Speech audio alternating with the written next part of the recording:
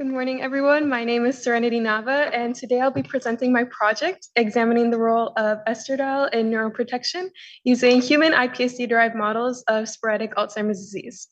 This research was completed during the Summer Health-Related Research Education Program SHREP at the Medical College of Wisconsin under the mentorship of Dr. Jennifer Tuscher. Here's a quick roadmap for today's talk. I'll start with some background on sporadic Alzheimer's disease, then introduce estradiol and why it's neuroprotective. From there, I'll cover hormone replacement therapy and where it falls short, followed by how we validate our HIPSC-derived neuron models. I'll then share some of our preliminary results, close with future directions and acknowledgements, and then take any questions from the audience.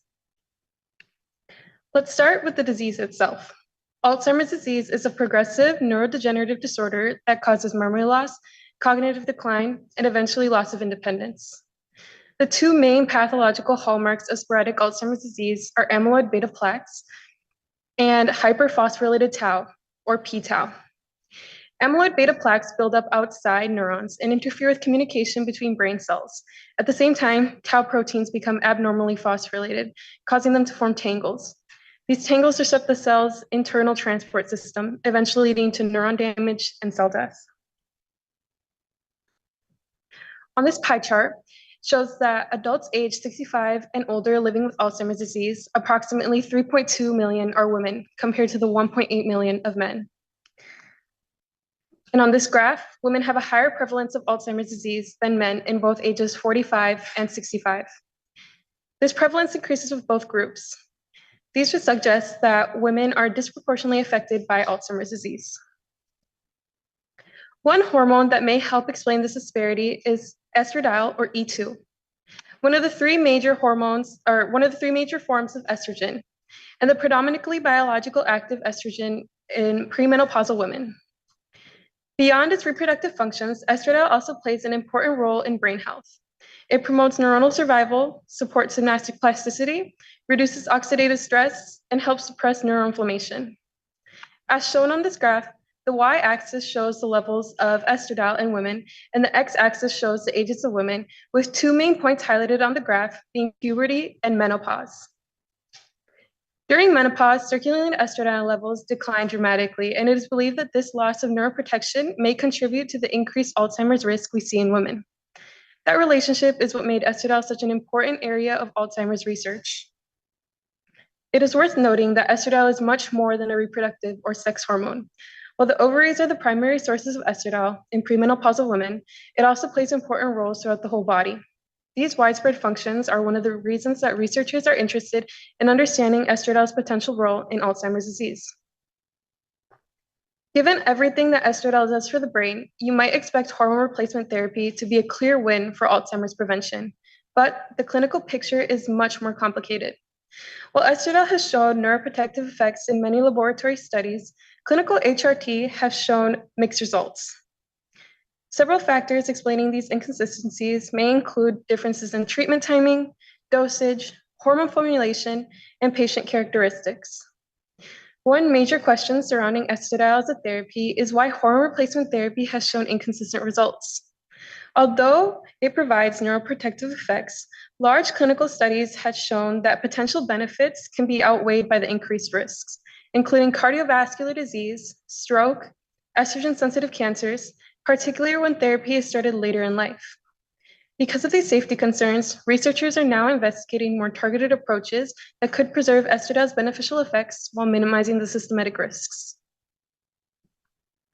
This is where precision medicine becomes important. Instead of delivering within the brain, potential approaches include targeted drug delivery, receptor-specific therapies, or even gene editing technologies such as CRISPR. The goal is to maximize neuroprotection while minimizing the unwanted side effects in other tissues. These strategies are still under investigation, but they represent an exciting direction for the field. But before we can do any of that, we need to set up and validate our induced pluripotent stem cell system, one of which is using human-derived stem cells that are translationally relevant models. To study Alzheimer's disease in a human model, we used human-induced pluripotent stem cells generated from a sporadic Alzheimer's disease patient's skin biopsy, reprogrammed into stem cells before differentiating them into mature neurons. We move forward looking at these differentiating steps of validating the system. One of which is visually assessing the cellular morphology through these bright field images. Induced pluripotent stem cells, which grow in large colonies without distinct boundaries.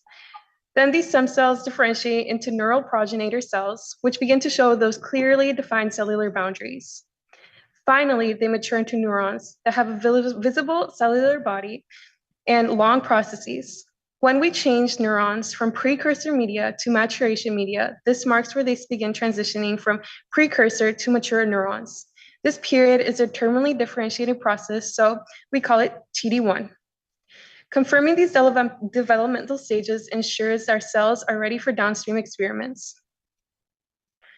We first looked at different stages of maturation using immunocytochemistry, starting at a very early time point where iPSCs are not yet differentiated into mature neurons.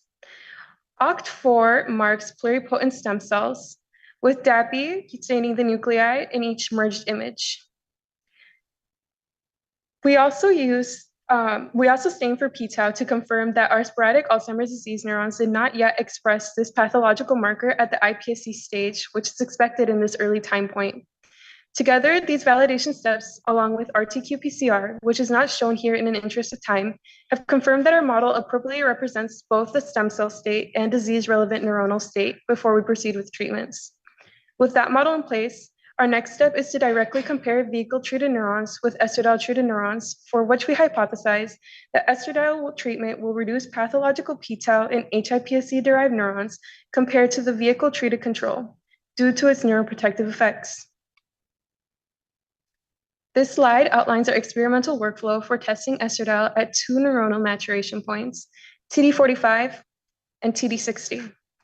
At each time point, neurons are treated with either vehicle or estradiol with every media change and then analyzed with ICC and RT-qPCR. Testing both time points lets us see whether the timing of estradiol treatment is relative to neuronal maturity affects its neuroprotective efficacy. Now, let's look at results. Earlier, I showed you undifferentiated cells, and now we are looking at cells in a later maturation where we now expect to see that tau pathology. This slide shows ICC performed on TD45 neurons. The cells are stained with DAPI to label the nuclei, and FOXG1 as a neuronal marker we expect to see in mature neurons, and p-tau to identify the Alzheimer's associated pathology. Comparing vehicle-treated and estradiol-treated neurons, we saw that p-tau pathology was present in both treatments in nuclear and cytoplasmic compartments. This was similar as well as in TD60 neurons, which can be visualized on this slide. Looking at ICC images of TD45 and TD60 neurons together helped us visualize where p-tau localizes within the neurons. But it doesn't have a uniform stain and does not give us a discrete puncta, which makes quantification difficult within treatments. To complement this imaging, we used Western blotting technique that evaluated the presence of p-tau in TD45 neurons. The blot shows that p-tau is present in the sporadic Alzheimer's disease samples, but absent in the healthy control. The housekeeping gene GAPDH was our loading control, and relatively consistent bands confirm comparable protein loading across all lanes, except in lane S2.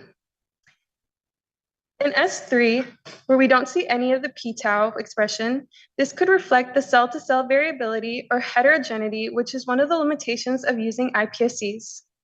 Small genetic or epigenetic changes can occur during cell culture due to clonal variation or genetic instability, which may cause the differences in how individual cells express disease-related markers like p-tau. Now that we have validated the presence of p-tau using Western blot, we shall further perform the same estradiol treatment and see if we get any difference in p-tau protein in vehicle versus estradiol-treated neurons. To conclude, several directions will help build on these preliminary findings.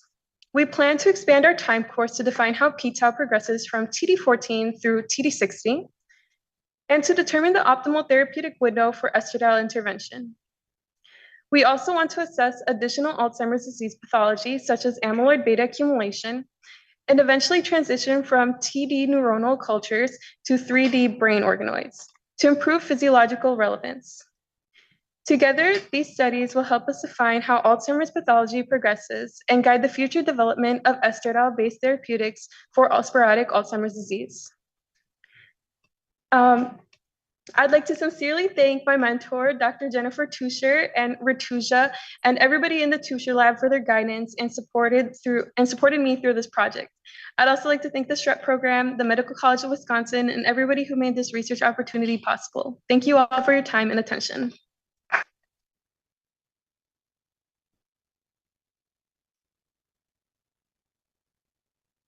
I'm now open to any questions from the audience.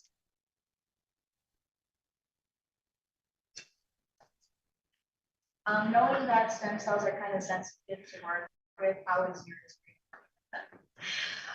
My experience with working with them, I think throughout my time being in the lab, there's 2 times where our stem cells kind of died on us, which was frustrating, but eventually with all the work in the lab and everybody working well, we were able to get some results for my presentation. Yeah. Going off of that, use of the human-derived, correct?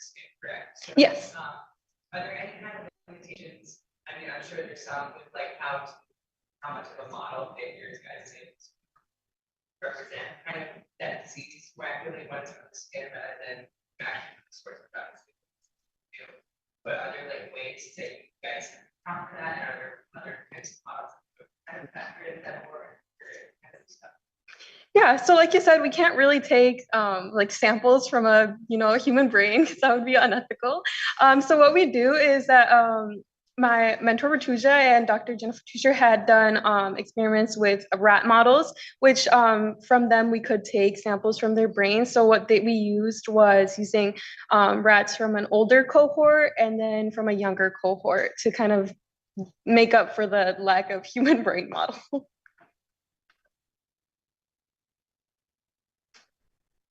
Thank you.